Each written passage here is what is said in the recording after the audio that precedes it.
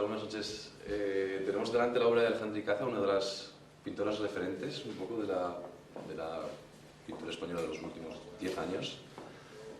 Y realmente, bueno, pues me parece que es una gran idea por parte de Ana que venga aquí un crítico o alguien que venga pues, a, digamos, presentar un poco los trabajos, pero realmente creo que esta vez es la vez que menos falta hacer una persona así, porque yo creo que la pintura habla mucho por sí misma, ¿no? Y es una pintura que realmente se abre al público de una forma muy directa. Yo creo que será muy fácil entrar con un par de herramientas, un par de pautas así como muy ligeras que a lo mejor podemos dar, ¿no?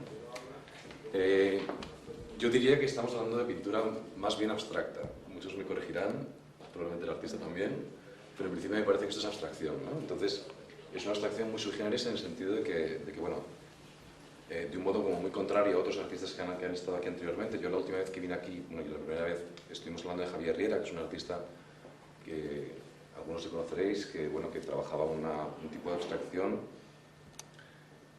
de tintes un poco románticos, un poco todo muy profundo, una visión muy interior de las cosas y con bastante poco apego al mundo visible, ¿no? A mí me parece que es una diferencia notable aquí, ¿no? Con Javier Riera y con la comunicación, en el sentido de que esto es de lo más real que os podéis encontrar, porque esto es absolutamente vivido. Esto es la experiencia vivida y la experiencia más clara, ¿verdad? Entonces, cuando estamos hablando de abstracción, estamos acostumbrados a pensar en un mundo interior de los artistas.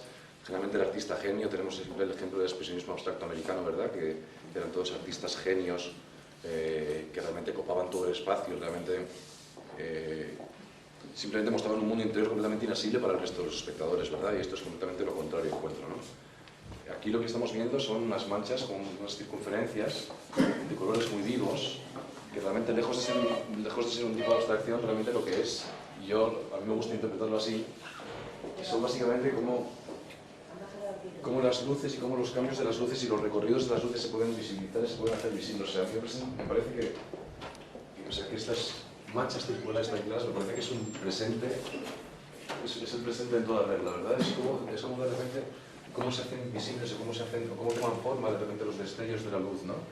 Alejandra tiene un estudio en Madrid que da al sur y entonces tiene todo el recorrido del sol delante de sí todo el día, ¿no? Es una cosa que es realmente maravillosa. Y entonces es capaz de ver todas las luces que existen en el día, ¿no? Y es una cosa que realmente le da una riqueza en lo cromático a las obras muy interesante, ¿no? ¿Qué pasa? Que claro, estamos hablando de abstracción, pero veréis que detrás tenemos como una especie de dibujo, ¿verdad? Todos estos motivos, realmente yo el primer día que estuve en casa de Alejandra y que estuve viendo los cuadros pensé, ¿cuánto hay de fantástico aquí? ¿Cuánto hay de ficción aquí? Y Alejandra, como muy sorprendida y muy drásticamente, me dijo, cero, ¿verdad? Porque me decías que realmente de ficción no hay nada. Entonces, aunque puede parecer un mundo muy fantástico en el sentido de mundos, si queréis, oníricos a lo mejor, o mundos pertenecientes al sueño, no tiene absolutamente nada que ver, porque todo esto realmente está visto y está vivido, ¿no? Entonces, en ese sentido, claro, es abstracción, pero al mismo tiempo es todo como muy real, ¿no? Yo en mi texto me aventuré diciendo que podía haber mucha relación con con un arte latinoamericano, en particular brasileño, ¿no? Alejandra lleva unos cuantos años exponiendo ya con una galería muy potente de es mío, sí, ¿verdad? Pues Sao Paulo. Sao Paulo. Y bueno, en Brasil, en los últimos 50 años ha habido una serie de artistas que han trabajado mucho con la geometría y mucho con el color también, ¿no? Y estoy pensando sobre todo en Enio Itifica, que es un poco uno de los artistas más importantes que ha dado toda Latinoamérica en los últimos siglos prácticamente. Y es un artista que a lo mejor habéis oído hablar últimamente porque se acaba de quemar toda su obra en Sao Paulo. Hace unas semanas se quemó todo el legado que dejó y es una pérdida importantísima. Entonces, ¿qué pasa? Que estamos hablando de geometría y de color. Enio Itifica introdujo muchos conceptos que en principio no se supone que no tenían que estar en el mundo del arte. Introdujo la música, introdujo la danza en sus pinturas y en sus esculturas. Entonces, creó toda una línea de trabajo de la que luego han seguido muchos artistas como Sildo Meireles, que han trabajado muchísimo con el color de una forma muy conceptual, y toda una línea que llega hasta otra artista que se llama Beatriz Millates, que es una artista joven, que está trabajando en tonos, podríamos decir desde Occidente, podríamos decir decorativistas, ¿no? Hay una lastra que tenemos en Occidente, con Occidente me refiero un poco a Europa y a Estados Unidos, de que lo decorativo es algo que no tiene muy buena prensa. Y sin embargo, lo decorativo... Exactamente. Y entonces, ¿qué pasa? Que realmente si lo contraponemos con la escena brasileña, la escena latinoamericana, a mí lo decorativo en Brasil realmente me parece alegría de vivir. Y estos cuadros son un poco alegría de vivir también. ¿No?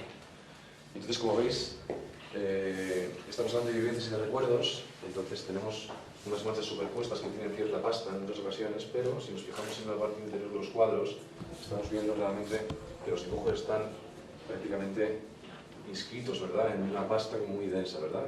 Estos cuadros últimos de Alejandra son mucho más ricos en las texturas y en la pasta, hay muchísimas capas que realmente podríamos hablar de ellas como metáfora de los palimpsestos, un poco de la memoria de lo vivido, ¿no? Entonces, introduce muchos materiales superpuestos unos encima de otros y va pintando encima y realmente los grosores y las texturas son riquísimas, ¿no? Entonces, es muy curioso que mientras vamos sumando y sumando y sumando capas, el recuerdo como va restando y se va quedando como inscrito, ¿no? Y sería, a mí me gusta pensar en ellos como realmente como que quedan grabados en la memoria un poco, ¿no? Y que registros y registros que quedan ahí, que quedan realmente bien marcados y bien grabados ahí, ¿no? Como viviendo un poco en la pintura de todas las capas, ¿no? Entonces, a mí me parece muy interesante este sentido, me parece que son unos cuadros, estos últimos, realmente fascinantes y muy interesantes. Bueno, no sé si queréis hacer alguna pregunta, no sé si... Como veis, son cuadros que son todos de una serie parecida. Tenemos unos que están más poblados de motivos que otros.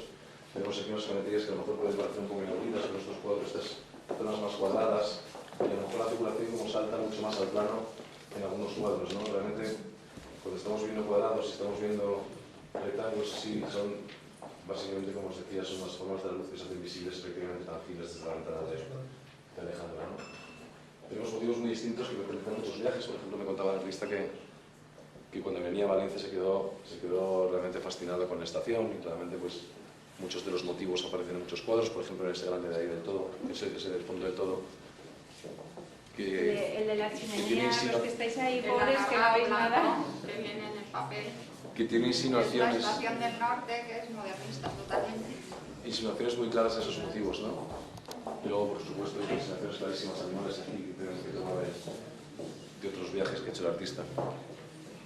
Unos cuadros fabulosos, realmente. O sea, que enhorabuena.